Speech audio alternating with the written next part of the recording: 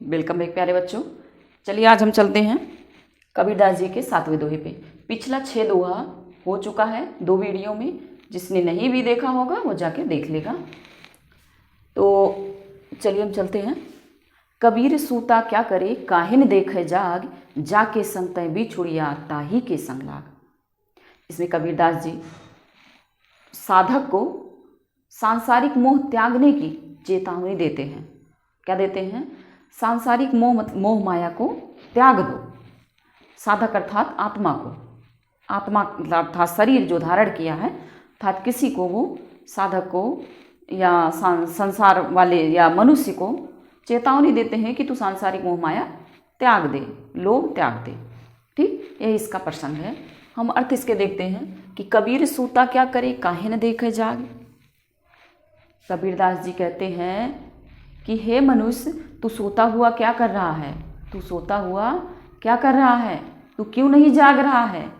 तू सोता हुआ क्या कर रहा, तू क्यों नहीं जाग रहा है? अर्थात तू अंधकार में क्यों पड़ा हुआ है? अंधकार में क्यों पड़ा हुआ है?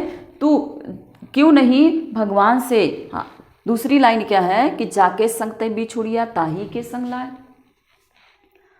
तू क्यों नहीं भगवान से मिल करके अपने दुख को क्यों नहीं बांट रहा है? क्यों नहीं अपने दुख को कह रहा है?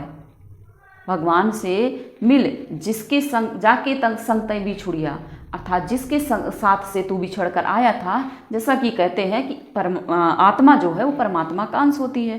तो आत्मा को संबोधित करते हुए कबीरदास जी कहते हैं कि हे आत्मा, हे जीवात्मा, तू क्यों सो रहा है? अंधकार में पड़े पड़े, मोह निद्रा में पड़े पड़े, सांसारिक मोह माया में क्यों लिप्त है तू? अर्थात जा, जिसके पास से तू बिछड़ कर आया है, परमात्मा के पास से तू बिछड़ कर आया है, और परमात्मा में जा कर के मिल जा, उनसे ज्ञान प्राप्त कर और अपनी आत्मा को उस परमात्मा में मिला दे, अपनी आत्मा को उस परमात्मा को सौंप दे। उसी के साथ से तू बिछड़ा था, उसी में जा कर के मिला दे। आया समझ में? एक लाइन में देख लेते हैं। कबीर सूता क्या करे काहे देखे जाग, जाके संग तय बिछुड़िया ताही के संग लाग। कबीरदास जी कहते हैं एक जीवात्मा को संबोधित करते हुए, या कबीरदास जी स्वयं को ही कहते हैं, स्वयं से ही कहते हैं कि हे आत्मा, तू सोता हुआ मोह निद्रा में पड़ा पड़ा, सांसारिक मोह माया में पड़ा पड़ा क्या कर रहा है? अर्थात जिसके संग तू बिछड़ गया था उसी के संग जाकर के मिल जा। अपने दुख दर्द दूसरों से बांटने के अलावा उन्हीं से बांट, उस परमात्मा, उस ईश्वर से ही बांट जिससे तू बिछड़ गया है। अर्थात उस परमात्मा में जाकर मिल जा, ज्ञान प्राप्त कर ले। तो परमात्मा में जाकर मिलेगा तो तुझे ज्ञान प्राप्त होगा। ठीक, आ गया समझ में? अब इसमें जो छंद है, ये दोहा है, छंद दोहा है। ठीक, अलंकार क्या है? अन्योक्ति अलंकार है। ये अन्योक्ति अलंकार है इसमें। और भाषा जो है ये सदुक्कड़ी है, साधुओं वाली भाषा है। ठीक है। और गुण क्या है? प्रसाद है, और शब्द शक्ति लक्षणा है। ठीक है, पहला हो गया। दूसरा हम देखते हैं, 8वां दोहा है। केसव कही के कूकिए ना सोइए असरार, रात दिवस कह कूकड़े कबहुन लगे पुकार। तो केसव कही के कबीरदास जी क्या कहते हैं? राम और कृष्ण या ब्रह्मा विष्णु महेश किसी को नहीं मानते थे वो, लेकिन फिर भी उनके मुंह से बार बार राम शब्द आया है, केशव शब्द आया है। तो राजा दशरथ के पुत्र राम नहीं थे, राधा वाले कृष्ण नहीं थे। कोई मूर्ति जो थे निर्गुण उपासक थे, निर्गुण ब्रह्म को मानते थे। निर्गुण का मतलब होता है कि जिसका कोई आकार ना हो, रूप रंग गुण दोष कुछ भी ना हो, उसी को वो ब्रह्म को मानते थे। ठीक है, क्योंकि उनका मानना था कि ईश्वर को किसी ने देखा नहीं है, तो बस वही है जो अदृश्य रूप से है, उसी को वो मानते थे। तो कहते हैं कि केशव कह के कूकिए। कबीरदास जी कहते हैं कि हे जीवात्मा, तो केशव का नाम पुकार पुकार के बुलाइए, तो केशव का नाम बार बार बुलाइए। बुला, न सोइए असरार, आलसी होकर मत सो। हे जीवात्मा, तू राम का नाम लेकर बार बार पुकार और आलसी होकर मत सो। रात दिवस कई कूकड़े कबहुन लगे पुकार। फिर कबीरदास जी कहते हैं कि रात दिवस, रात और दिन एक ही रट लगाए रहोगे तो कभी ना कभी तो भगवान तुमको दर्शन जरूर देंगे, भगवान तुमको दर्शन जरूर देंगे, अर्थात तुम्हारी पुकार जरूर सुनेंगे। करत करत अभ्यास ते जड़मति होत सुजान, रसरी आवत जाते सिल पर परत निशान। तो कहा जाता है कि कोई भी काम कितना भी कठिन होता है, अगर वो किया जाता है तो सफलता मिल जाती है जरूर। तो वही कबीरदास जी कहते हैं कि केशव रात दिन लगातार राम का नाम लेकर के पुकारते रहो, पुकारते हुए आलसी होकर मत सो, आलसी होकर मत सो, कभी ना कभी भगवान आपकी पुकार जरूर सुन लेंगे। ठीक, एक लाइन में यही अर्थ है इसका। ठीक है, अब इसमें देखते हैं अलंकार कौन सा है। ये है, इसमें का यहाँ भी है, का यहाँ भी है।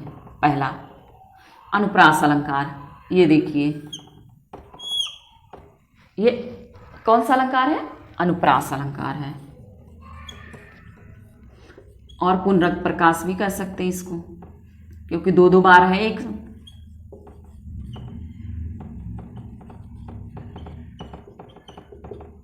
ठीक, आ गया समझ में इसका अर्थ? दोबारा बता दें कि कबीरदास जी का कहना है कि हे जीवात्मा, तू आलसी होकर मत सो, बार बार राम का नाम पुकारते रहो, बुलाते रहो, राम नाम रटते रहो, कभी ना कभी भगवान, रात दिन पुकारते रहो, कभी ना कभी भगवान तुम्हारी पुकार जरूर सुनेंगे और तुम्हारी जीवात्मा को आत्मा में, परमात्मा में, अपने आप में मिला लेंगे।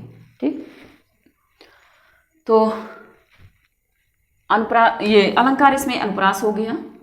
और बाकी शब्द शक्ति जो है वो लक्षणा है, गुण प्रसाद ही रहेगा। भाषा इनकी सदुकड़ी है, पंचमेल खिचड़ी रहती है।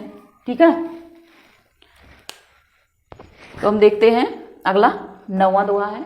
लंबा मार्ग दूर घर विकट पंथ बहुमार, कहो संतों के उपाय ये दुर्लभ हरि दीदार।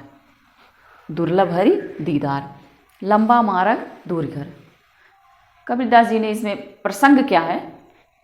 ये भक्ति का मार्ग बहुत कठिन होता है, प्रसंग यही है, बताया गया है इसमें कि लंबा मार्ग दूर घर।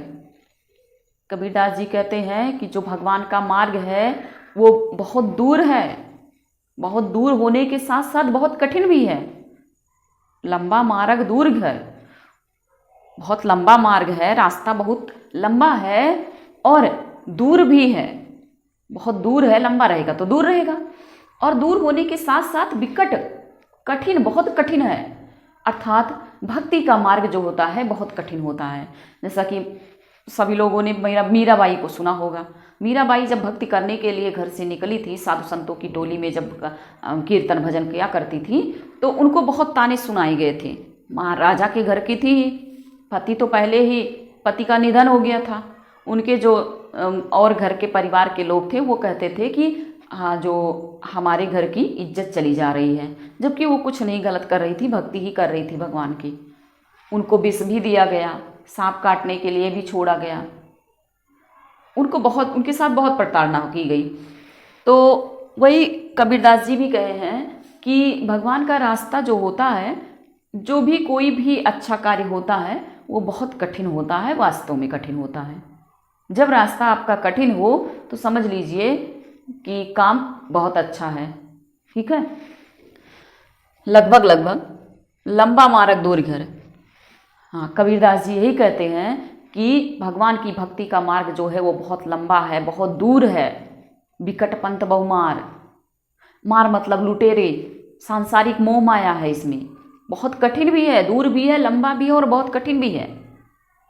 और इसमें बहुत सारे, इस रास्ते में बहुत सारे लुटेरे भी हैं, डाकू लुटेरे भी हैं। डाकू लुटेरे किसी कहा गया है? जो सांसारिक मोह माया है, घर परिवार भाई बहन, रिश्तेदार, नातेदार, समाज, इन सब का जो बंधन है इसको ही लुटेरा कहा गया है कि बहुत सारे लुटेरे भी हैं।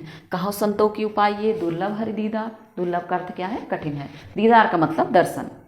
तो कबीरदास जी कहते हैं कि जब इतना भगवान की भक्ति का मार्ग इतना कठिन है, इतना लंबा है, इतने चोर लुटेरे डाकू हैं, इस पे सांसारिक इतनी बाधाएं हैं, तो कहो संतों, संतों से पूछते हैं कि हे संतों बताइए कि इस कठिन हरि का, भगवान का दीदार दर्शन कैसे कर पाएंगे हम? इस हरि के दुर्लभ दर्शन कैसे हो पाएंगे जब इसका मार्ग इतना लंबा है, कठिन है, और कठिन होने के साथ साथ दूर भी है, दूर है, और इसमें बहुत सारे चोर लुटेरे डाकू हैं। अर्थात भक्ति का मार्ग जो होता है वो बहुत कठिन होता है। कबीरदास जी का कहना यही है। ठीक आया समझ में? इसमें जो है रूपक अतिशयोक्ति अलंकार है।